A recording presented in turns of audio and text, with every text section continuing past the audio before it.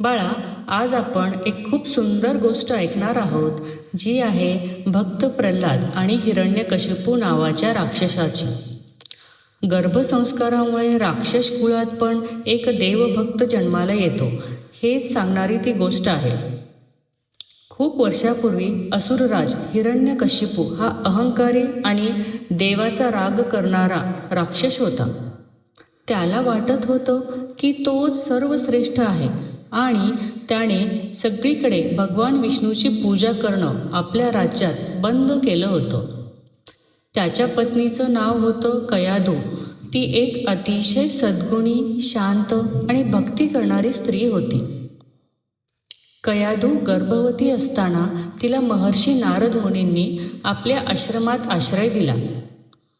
त्या काळात नारद मुनींनी तिला भगवान विष्णूंची महिमा, भक्ती, धर्माचं तत्त्वज्ञान सांगितलं.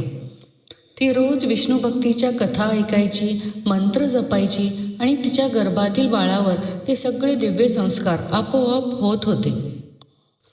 त्या गर्भसंस्कारामुळेच तिच्या पोटी जन्मलेलं बाळ प्रल्हाद जरी राक्षस वंशात जन्मला तरी तो जन्मतःच भगवान विष्णूचा अखंड भक्त होता.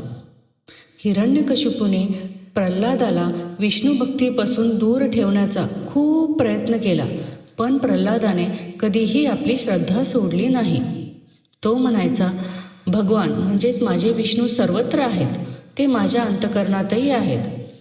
त्याच्या या निष्ठेमुळेच भगवान विष्णू नरसिंह अवतारात प्रकट झाले आणि प्रल्हादाचे त्यांनी रक्षण केले. बाळा, तुझ्यातही नेहमी भक्त प्रल्हादासारखी भक्ती असो आणि तुला पण नेहमी देवाचं संरक्षण लाभो, हीच मी प्रार्थना करते.